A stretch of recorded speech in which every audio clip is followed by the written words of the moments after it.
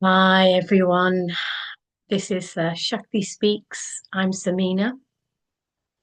Welcome to my YouTube channel.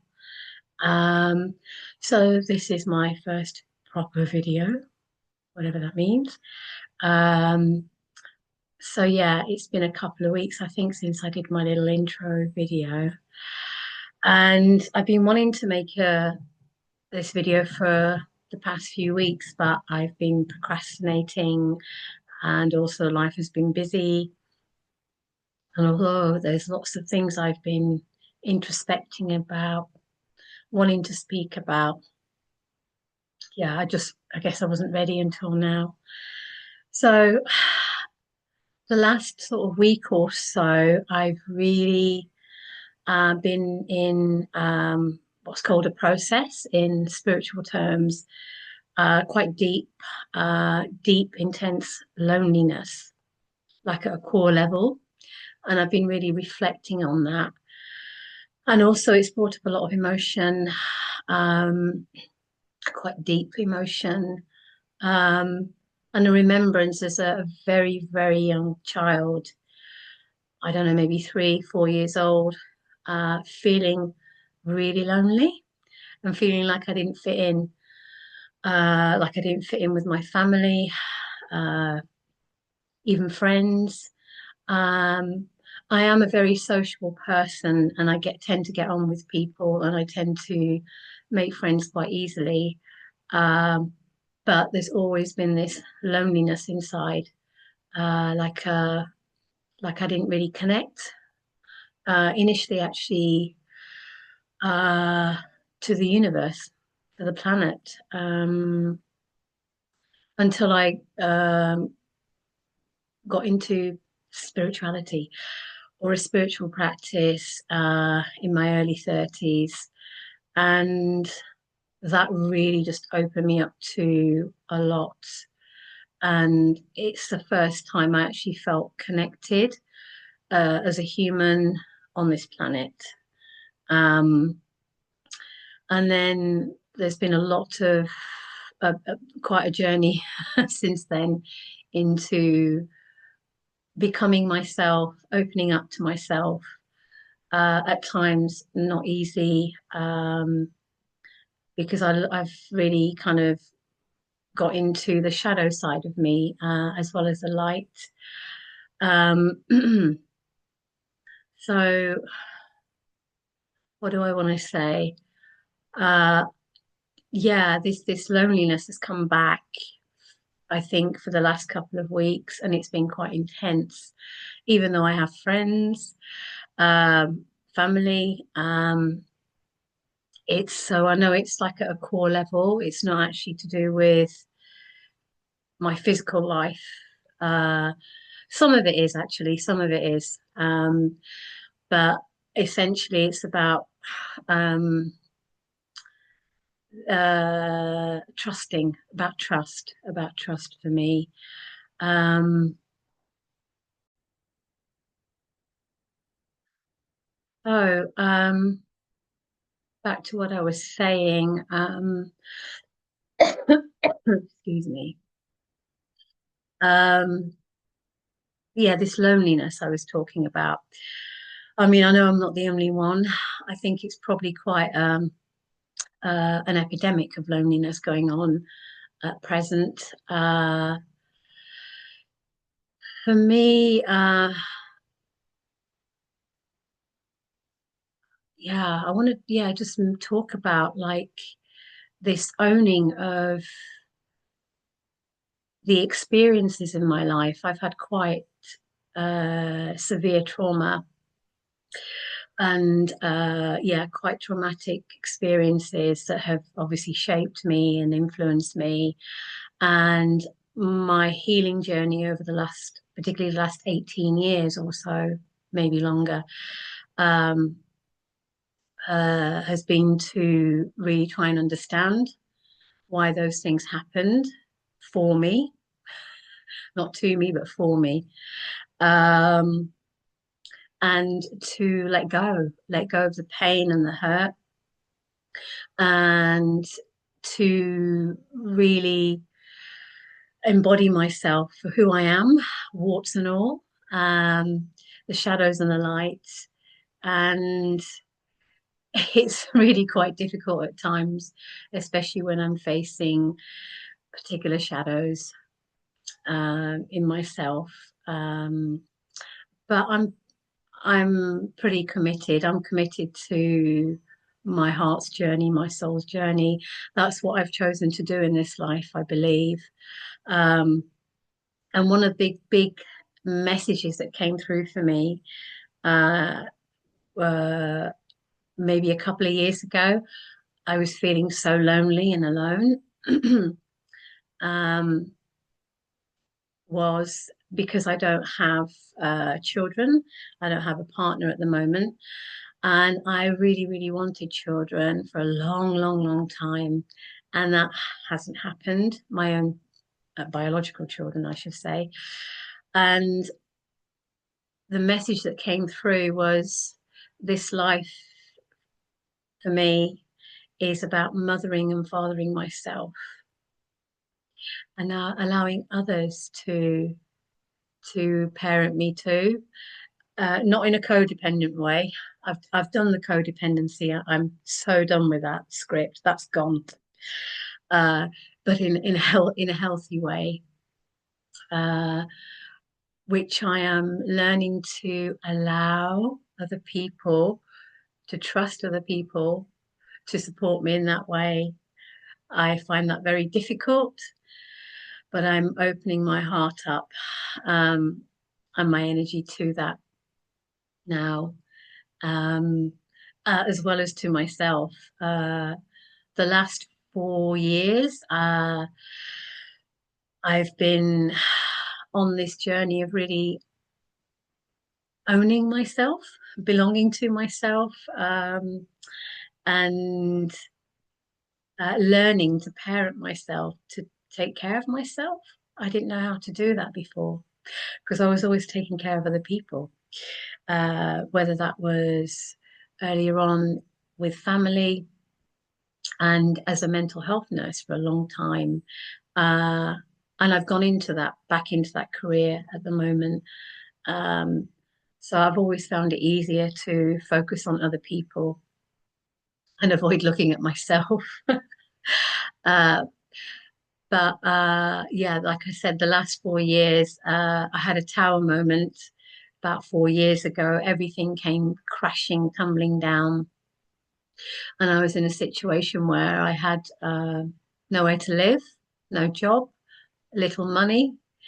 And let's just say it was a very, very strong, intense time for me. And I was lost in the sense that I thought, what has just happened to me, my life? um, but it's actually been such a huge gift and a blessing for me, um, because I've now learned how to take care of myself. It's a daily journey. It's ongoing. There's still ways that I, want to take care of myself, and I'm not quite there. But it's helped me to become more of myself, Samina. Um, yeah, and some may say I learned the hard way, but that is what my soul chose, I believe, to experience quite adverse situations since childhood to get me to this place where I am now. And I am actually I feel I'm in a more sovereign state, self-sovereignty. I feel in control and in charge of my life. I'm a much more confident person and able to assert myself much better than I ever did in the past. Um, in the past, I was always giving my power away without realizing. And I have a lot of compassion for myself because I didn't know how to do it, because that's been the family lineage, particularly for the women, and what I was taught to be of service to other people, and uh, and actually not to deny my own needs. And now it's the balance has tipped, not the other way. I don't feel like I'm a selfish person, um, but it's definitely more balanced for me now. And obviously, with that for me brings a process at times like, am I being selfish? I'm putting myself first. I should put that other person first. And it's like, no, I've worked really hard on a spiritual level and an emotional and mental level and a physical level actually to get to where I am now. And yeah, and I just want to just speak a little bit about, I think it was a couple of years ago, maybe last year. So I decided to go, I left nursing about 5, 6 years ago and did some various things and trained to be a yoga teacher and didn't think I was going to go back into nursing. But then something kept kind of stirring in me about going back into work for the NHS as a nurse again. So I went back, and when I was doing the training, which is return to nursing practice, I worked for, let's say it was a team where I was working with children. And that really brought up a lot of triggers for me um, about my own childhood. And at that time, I started to really reflect on whether I had like traits of autism, whether it was PTSD, and really kind of did a self-investigation because that's the kind of person I am. I tend to reflect and I'm quite analytical. I really tried to understand myself and understand other people. Um, and during that time, I was experiencing a lot of anxiety and panic, and it felt really scary. I felt like I can't seem to control this huge anxiety, and why is it coming up now? Um, and actually, it had been there for at least 2 or 3 years since I'd had that tower moment where my life came tumbling down. I'd had anxiety since then, quite strong anxiety, where I was avoiding certain situations and places. Um, and later on, I realized it was because my nervous system was so unsettled. Um, I don't experience that anxiety anymore. Uh, Sometimes I feel anxious, but it's much less than it was. It was quite extreme, where it felt like it was limiting my life, limiting what I could do. But I really recognized that it was actually a process, and that it would pass as long as I felt into it and acknowledged it and honored the fact why it was happening, because there was some unresolved trauma or something that I needed to look at. So I sought some therapy, CBT, for anxiety, and uh, the therapist basically said to me, "You have complex PTSD," which I kind of knew, being a mental health nurse, but I denied it to myself because it meant uh, to me at the time that there was something wrong with me. So um, when he said it to me, uh, I actually felt relief. And I was like, yeah, I do. That's what I've been experiencing and trying to cope as best I can through life. Um, and the other thing he said to me, he said, I can't recommend anything else to you because you are managing it so well. Because I practice yoga, meditation, I have a spiritual practice. I go in nature quite a lot. I eat healthily, and all the rest of it, and on the other, and on top of that is that I will look at my shadows and I will sit in and feel when I have really uncomfortable, distressing thoughts and feelings. I will sit with it. My mind does not want to do that. My mind wants to distract, but I will sit with those feelings. And if whatever comes, crying or anger or fear, allowing that to just honor those feelings, feel them in my body, and allow them to pass, which could be moments, it could be hours, it could be days or weeks. That's one of the things I've really learned through the spiritual practice, um, to try not to be scared of those really strong emotions when they come.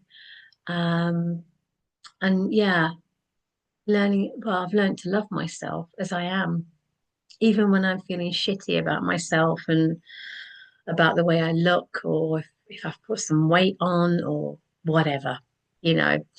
Um, I always say I love myself. I love myself. Um, yeah, and when I've said that to some people, they've looked at me like, that's a bit. You tell yourself you love yourself. And I say, well, who else is going to tell me? um, that's one of the things that works for me, especially with my monkey mind.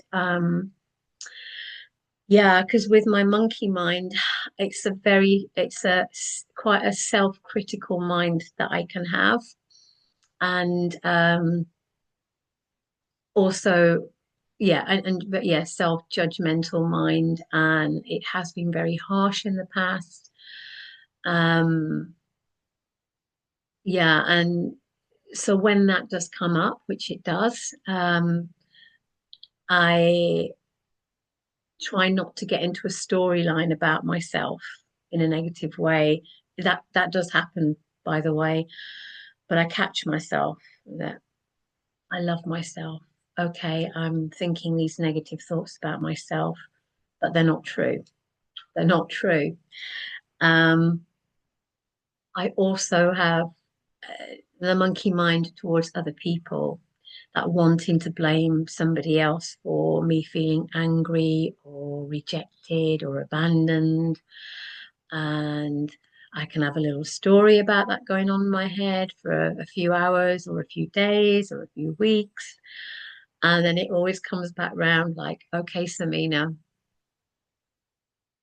bring it back to yourself. Why are you feeling so triggered by this person or situation? Okay, this is tapping into something much deeper. Um, yeah, and that helps. That really helps me, to own my shit. It doesn't mean that like the other person is not at fault. If somebody's been rude to me or aggressive, yeah, that's their stuff. I'm not dismissing, I'm not putting it all onto me, but yeah. So yeah, now hmm, I'm just thinking why I'm sharing all this stuff, but I wanted it. I want this to be an organic space to share, and I'm really curious to hear from people in the comments. Reach out to me and just let me know their thoughts about what I'm sharing. Yeah,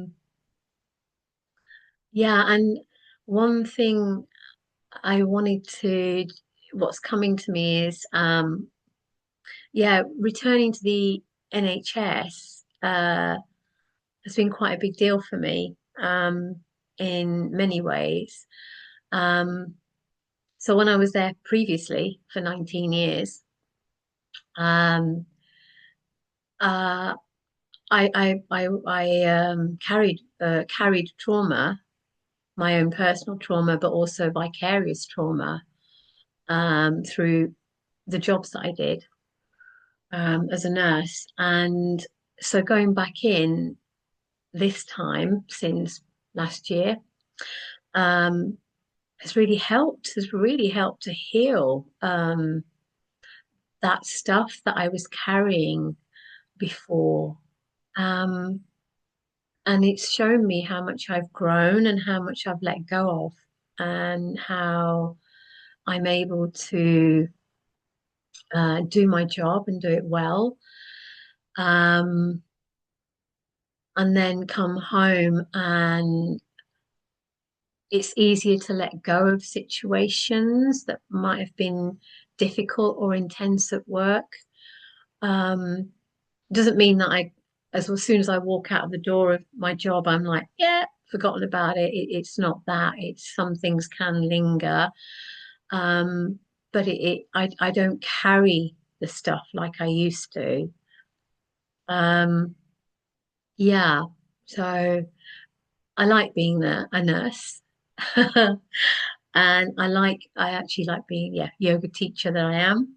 And yeah, to be able to do the two is a bit of a dream for me at this time in my life. It might change. I might decide to do something else. That's the beauty and the freedom that I feel in my life. Um, that I've never felt before. I felt really trapped in my life for a long time, trapped in past relationships, past jobs, like, oh, I've got into this and I don't really want to be doing this, and but I can't leave, or I can't do this. Um, to now, like, I'm choosing to be a nurse uh, at this stage in my life, at this point, and I'm choosing to teach yoga, and I'm choosing to do lots of other things as well, and trying out lots of yeah, lots of different things. And um, it's the first time I felt freedom in myself. Um, yeah, true freedom. Yeah, hand on heart, true freedom. Uh, I'm laughing because I can feel it. I can feel it in me, in my heart, in my body. Um, I never felt free before. Yeah, you could say like, okay, yeah, okay, I have a budget. I have a certain amount of money that I earn. I have debts, um,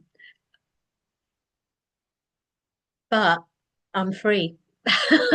I'm free to be me. I'm free to be Samina, and that is the best thing in the world. The best thing in the world. Um, I was raised in a very strict environment in a Pakistani family in the north of England, and as a girl, I had no rights. Um, a lot of shame and guilt was instilled in me um, through the family setup and through generations.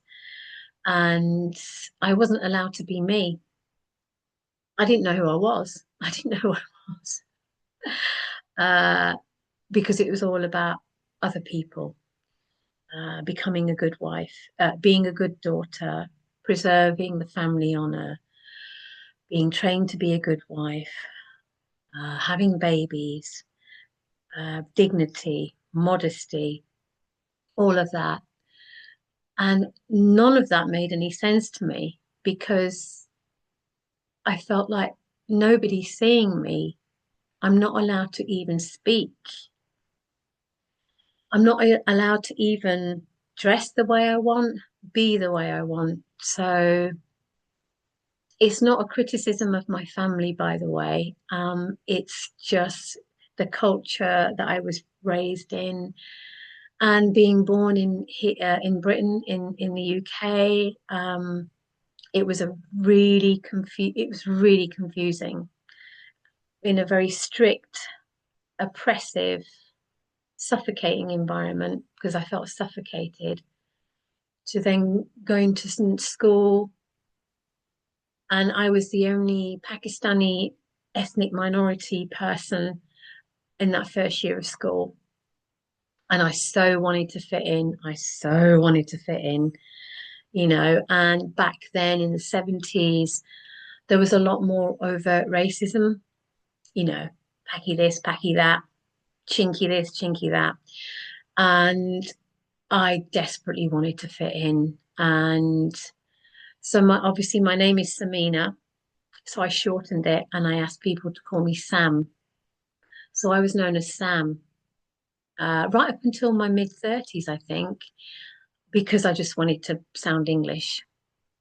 Um, and I was lucky that I didn't experience any outright vicious racism, but experienced a lot of microaggressions throughout the years. And at school, I remember like even my friends saying to me, "You're all right for a Paki." I mean, it was accepted. It was an accepted thing to say back then. Um, Not now, thank God. And so there was a real kind of, I was so confused. Like, I so wanted that freedom that my English friends had. And so I led a double life. I led a double life. Uh, at home, it was one thing, outside, it was different, you know. And not because I was a naughty girl or a bad person, it's because it's natural to want to explore and, yeah, be free, feel freedom. Um, but there were very harsh punishments for wanting that freedom or trying it as a Pakistani girl, which I won't go into today. But yeah, so that's that. And then that pattern of feeling trapped and not free, even though I left that very toxic environment and family setup, which was very lonely because I come from a very big family, extended family, to then choosing to step away from it for my own safety, for my life, actually, for my life. Um, yeah, it was very tough, but then I made my own choices, mistakes, the good things, but I still repeated those patterns um, where I felt trapped. And so I've had quite a journey until like now where I feel this freedom, this freedom. Um, yeah. So I'm going to leave it here for now. And I hope people find what I've said interesting. And please do share. I'm very curious to know and hear about your experiences actually as well. Yeah, thank you so much for watching. And until next time, Shakti speaks. Namaste. Thank you.